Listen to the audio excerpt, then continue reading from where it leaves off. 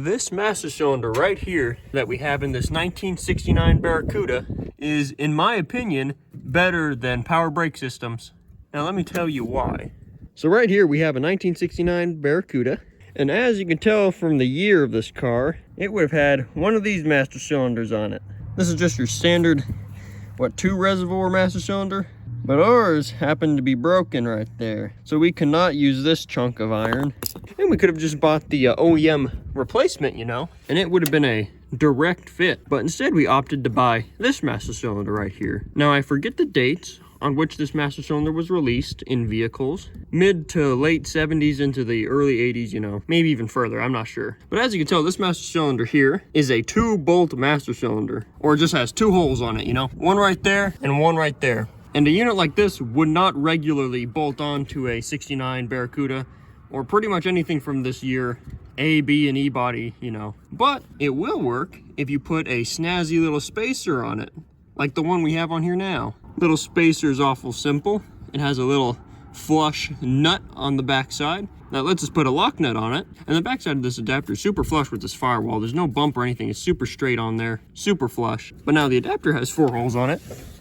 That lets you put it right on the factory studs where the old master cylinder goes. And so that adapter there makes it possible to run one of these units on here. And yes, this is all factory line here that would have been hooked up to that master cylinder over there. But the sizes on these are exactly the same through the years. Now, why would we run this master cylinder instead of something like that one over there? Well, firstly, these master cylinders here are cheap. I've seen them online for as cheap as $33. And that's for the main body and the reservoir and everything. And you can buy different variations of this one. This one happens to be a cast iron one, as you can tell from the surface rusting, but they sell full aluminum ones for a little bit more expensive. I've seen one for like $40 to $41, and it's fully aluminum. I don't think it'll ever rust, and it's much lighter than this one right here. And though this master cylinder is cheaper than an OEM one, or something equal to that, you do have to buy the funky little adapter. Now, I've seen the adapter online for somewhere around $45. So when you add up the price of the master cylinder of your choice and the adapter, it's somewhere around that $70 to $80 range. But you know, there's master cylinders online that are, you know, an OEM looking thing to do a pot, kind of like that factory one over there. And I've seen those go for the upwards to $80 to $100. Although there's places you can get them cheaper. So we can just say we spent the exact same amount on this master cylinder and this adapter here as we would have spent on just a normal master cylinder. But why did we do this instead of a normal master cylinder? Well, I already told you these master cylinders here were cheaper. I know you got to buy the adapter, I know. But let's say your master cylinder goes out, you have an OEM one, you got to buy another $80 to $100 master cylinder to replace it. Whereas this one here, you take it loose from the adapter, you get another $32 master cylinder, and you put it all back into place and it all works again. And they supply these master cylinders far more than they supplied the factory ones back in 1969. So your chances of getting one of these quick is much higher. Plus, I don't know if this matters much. This master cylinder here has an 1 1/8" diameter bore. A master cylinder from 1969, like one that would be in this car, would have a 1/15/16 diameter bore. I don't think that matters much, but the bigger the bore, I guess the more stopping power you got. Pushes more fluid at once. And for those who do a little bit of drag racing, these master cylinders here are lighter. Now, yes, they're still made out of cast iron, just like the old ones, but because they use less of it, and they use this little plastic reservoir, it is much, much lighter. So there's a tiny bit of weight reduction there. And if you were to spend a little bit more money, you'd get an aluminum one. I don't know how many of these master cylinders you guys deal with, but yeah, that is the factory standard. This is in a 1971 Demon that I have sitting here. You got to get yourself a pretty good screwdriver to get that off of there, or you got to use your fingers. Now, there's those type of master cylinders there. Then there's master cylinders like this one right here. This is a standard O'Reilly's brand that I bought a couple years ago. It uses a 7/16, well, now maybe that's a 1/2 inch, or maybe a 1/2 inch wrench to take this one off. So either it's a screwdriver or you got to get a wrench to take these things off. But these master cylinders right here, all you got to do is twist this cap, take it off, fill your fluid, and just put it back on. Super simple. Now, I know that doesn't mean much, but when it comes to just a minor bit of convenience, it's just pretty cool. And we got the exact same setup right here for this 1973 Dart. Well, it's a 73 Dart. It has 72 fenders on it, although that would be in 73, I get it.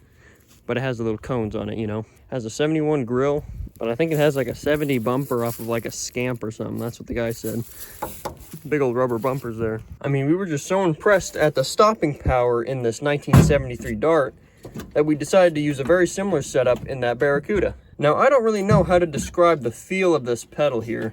But let me put it like this. Usually your manual brake pedals kind of feels like you're hitting a brick wall, you know? Very manual. You freaking push it down on there and you got to really keep going.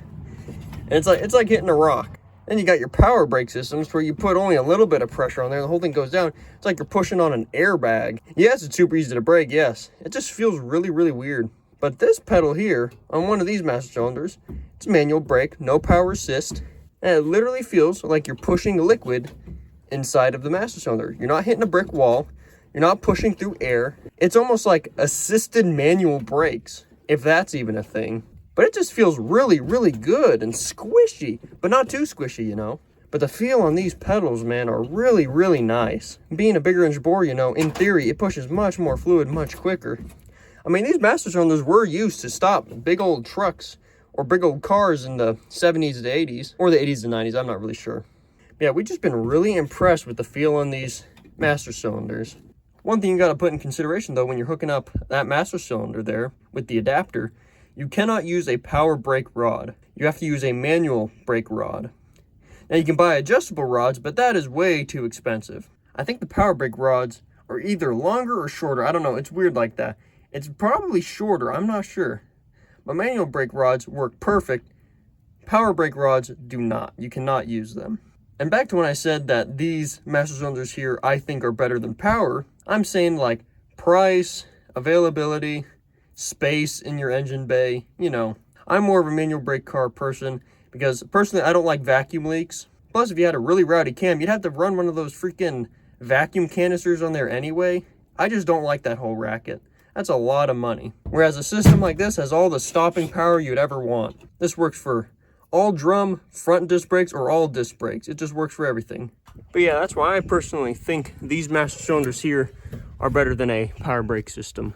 And obviously, they're better than any manual brake system out there currently. Unless you go with some big name like Willwood or something, they probably do some really high quality stuff. But these right here feel great. They stop really good. Whenever you bleed the brakes, it just shoots pressure out of there like no tomorrow. It almost blinds you. Yeah, that's just a really good setup to have on a car. Yeah, I don't know, maybe O'Reilly's would accept this as a core. But enough ranting on the master cylinder setup on this car. I'll show you the footage of us putting all the brakes together. Did that a few days ago. Car is currently running and driving. You'll see that at the end of the video. But yeah, here's the footage. Where do you want me to feel air out of?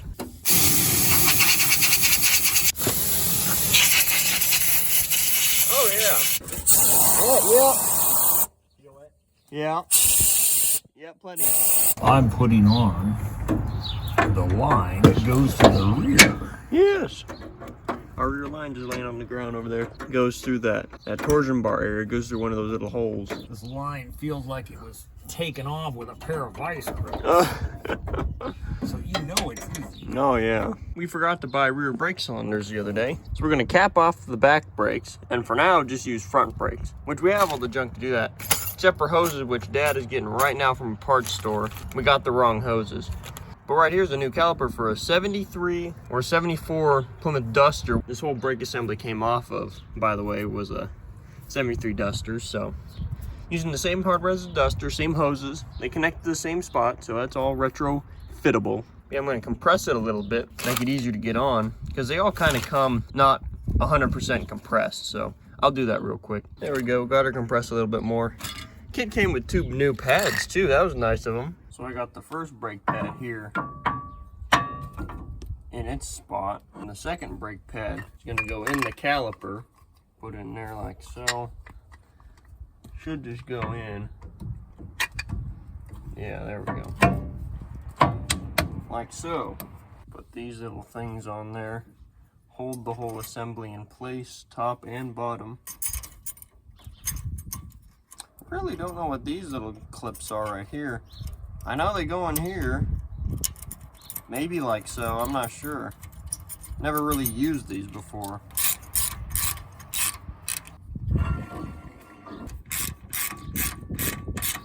Do not know what these little clips here or what these rubber bands are for. I guess nothing super important. Well, both brake calipers are installed. Looking very nice, very shiny. Nice new shiny part over a bunch of rusty stuff, but it all works. Well, I found one of these special little brake bolts here in our bin. We found one, but we couldn't find another.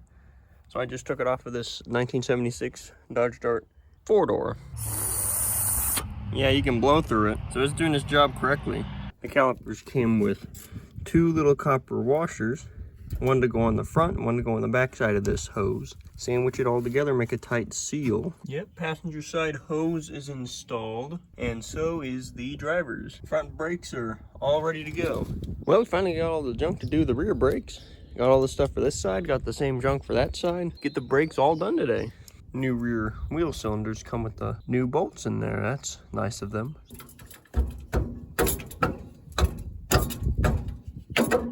So we used the wrong backing plate in the beginning on this passenger side.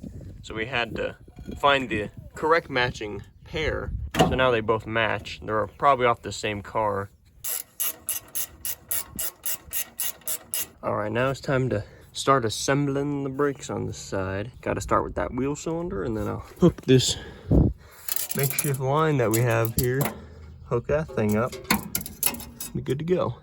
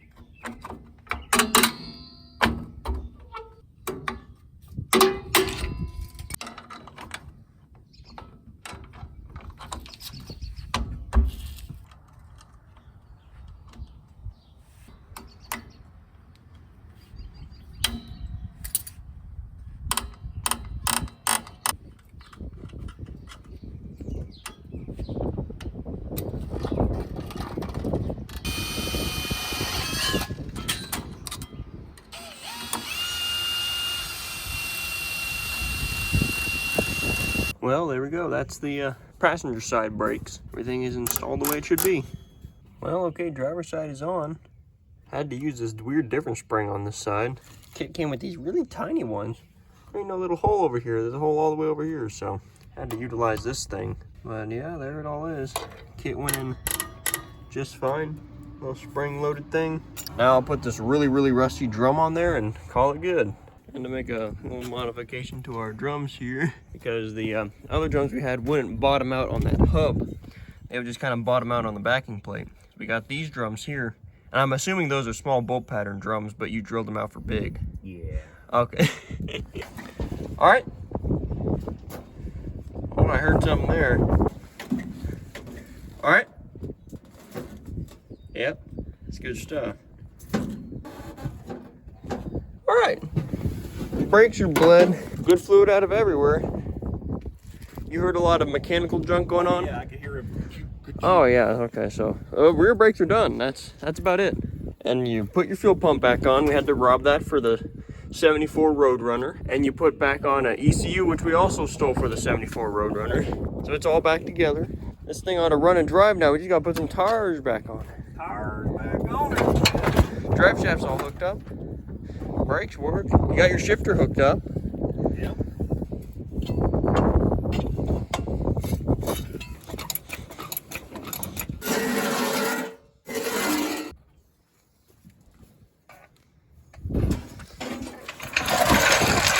It's a little windy today.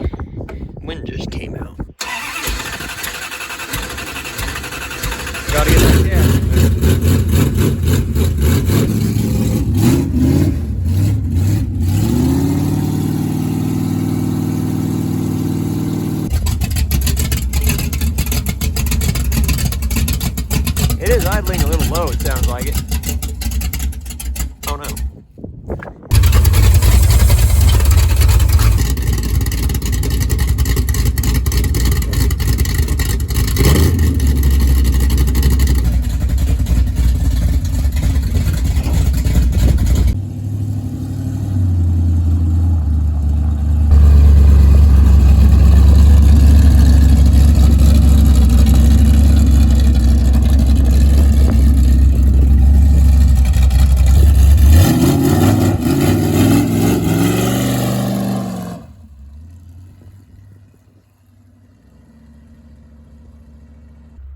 it kind of looked like that tire was kind of sideways.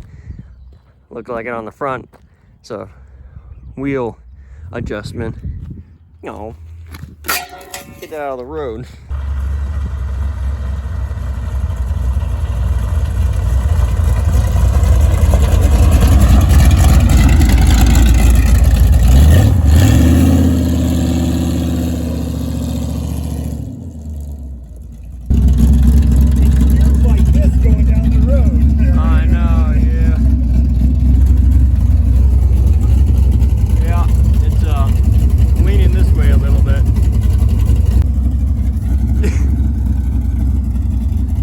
Fix that alignment.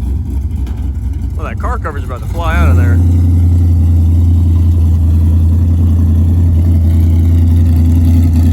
But it sure does run good though.